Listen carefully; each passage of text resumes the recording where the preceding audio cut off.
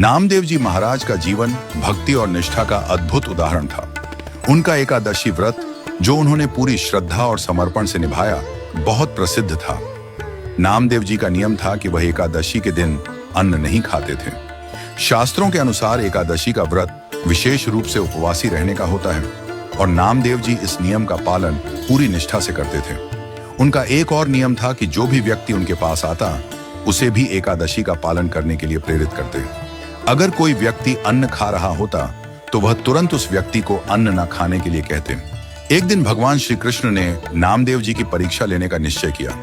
वे एक ब्राह्मण का रूप धारण करके नामदेव जी के द्वार पर पहुंचे। ब्राह्मण ने दरवाजे पर आते ही नामदेव जी से कहा, भैया, मैं बहुत भूखा हूँ, मुझे कुछ खाने को दे दो। कई दिन से भूखा हूँ, प्राण निकल रहे हैं, कृपया मुझे कुछ अन्न दे दो। नामदेव जी ने देखा कि यह ब्राह्मण बहुत दुखी और भूखा लग रहा है, लेकिन उन्हें एकादशी के दिन अन्न ना खाने का नियम का पालन भी करवाना था। वह बोले, भगवान क्षमा करना, आज एकादशी है।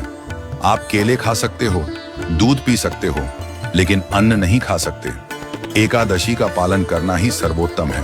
ब्राह्मण ने उनसे आग्रह किया, भैया, मेरे प्राण निकल रहे हैं, मुझे अन्न चाहिए, वरना मैं मर जाऊंगा।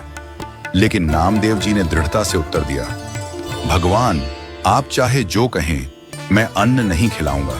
आज एकादशी है और यह व्रत मेरे लिए बहुत महत्वपूर्ण है। आप जो कहें, मैं अन्न नहीं दे सकता। ब्राह्मण ने और भी दया की गुहार लगाई, अरे भाई, मेरे प्राण निकल रहे हैं, मुझे बचाओ, मुझे अन्न दो।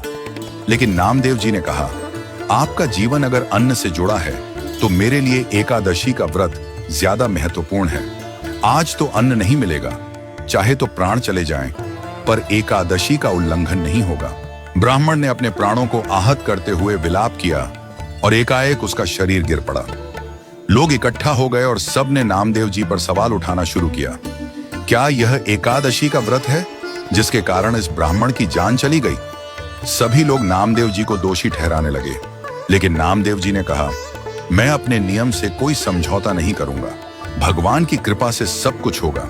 यहां तक कि नामदेव जी ने इस दुखद स्थिति का जिम्मा खुद पर लिया और ब्राह्मण का शव चिता पर रखकर उसमें बैठने का निश्चय किया। वह अपने परिवार के साथ उस चिता में बैठ गए और अपने शरीर को त्यागने का प्रण लिया। तभी अद्भुत घटना घटी। जैसे ही चिता में अग्नि प्रज्वलित हुई, ब्राह्मण का शव अचानक जीवित हो उठा और भगवान श्री कृष्ण के रूप में प्रकट हो गए। भगवान ने नामदेव जी को चिता से बाहर उछालते हुए कहा, मुझे तुम पर गर्व है, तुम मेरी निष्ठा को स्वीकारने योग्य हो। यह ब्राह्मण कोई और नहीं बल्कि मैं ही था, तुम्हारी परीक्षा लेने के लिए। नामदेव जी की निष्ठा और भक्ति ने भगवान को भी मुग्ध कर दिया। उन्होंने अपनी पूरी श्रद्धा से एकादशी का व्रत निभाया और भगवान ने यह दिखाया कि सच्ची भक्ति और निष्ठा कभी विफल नहीं जाती।